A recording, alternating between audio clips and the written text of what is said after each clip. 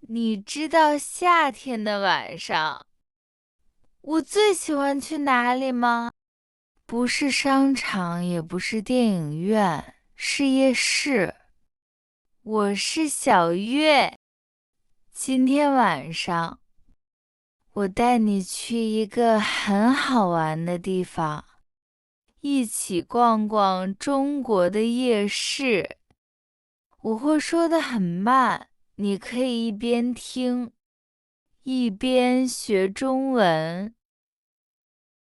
夜市就是晚上的市场，白天没有，天黑了才有。那里有很多好吃的，很多好玩的，人也很多，特别热闹。现在是晚上7点半，外面不热了。我换好衣服出门了。夜市离我家不远，走路10分钟就到了。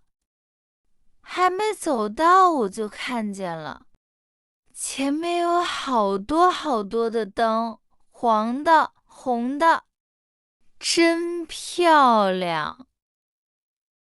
人也好多，大家都在笑，都在说话。夜市的路两边都是小小的店，有卖吃的，有卖喝的，还有卖衣服和小玩具的，我都想看看。这时候我闻到了一个香味，是烤串。我走过去，跟老板说：“老板，我要3个羊肉串。”很快，烤串子好了，热热的。我吃了一口，啊，真香！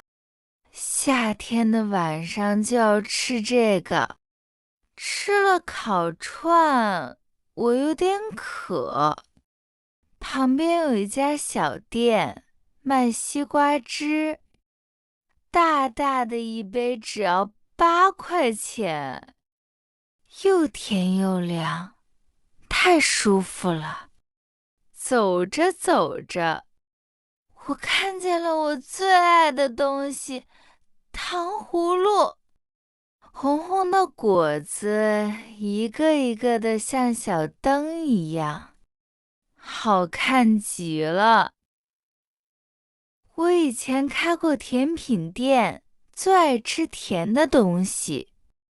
糖葫芦外面是甜的，里面的果子有一点酸，酸酸甜甜，真好吃。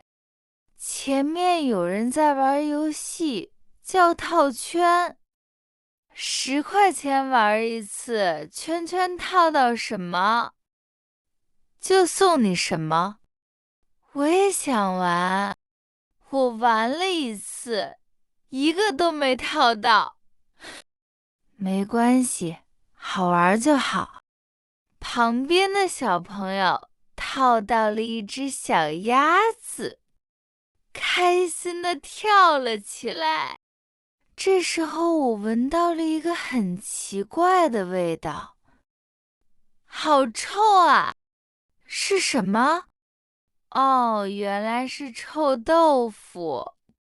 很多人说臭豆腐闻起来臭，吃起来香。我买了一份，试了一口，真的很好吃。你呢？